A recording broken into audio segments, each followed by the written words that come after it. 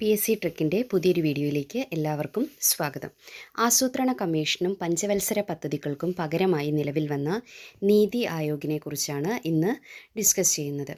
നീതി ആയോഗിൻ്റെ full form national institution for transforming India Aayog എന്നാണ്. National institution for transforming India Aayog.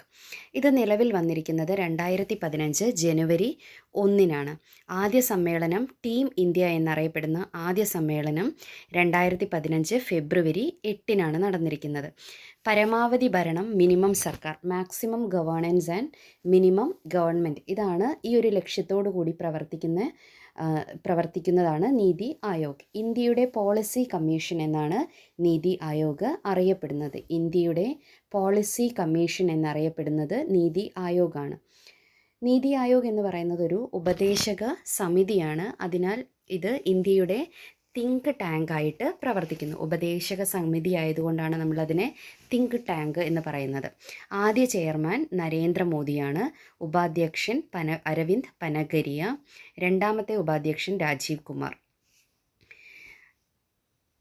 ചെയർമാനായി എപ്പോഴും നിലനിൽക്കുന്നത് പ്രധാനമന്ത്രിയായിരിക്കും. ആദ്യ CEO സിന്ധുശ്രീ ഗുള്ളർ.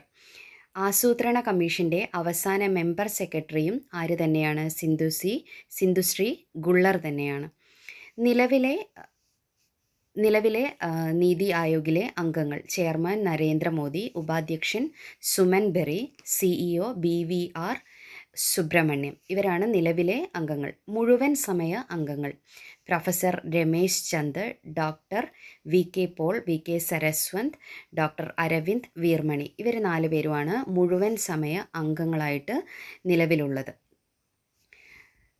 നിലവിലെ സ്പെഷ്യൽ സെക്രട്ടറി ആയിട്ട് അറിയപ്പെടുന്നത് ഡോക്ടർ K രാജേശ്വര റാവു ആണ്. നിലവിലെ special secretary doctor K Rajeshwara Rao.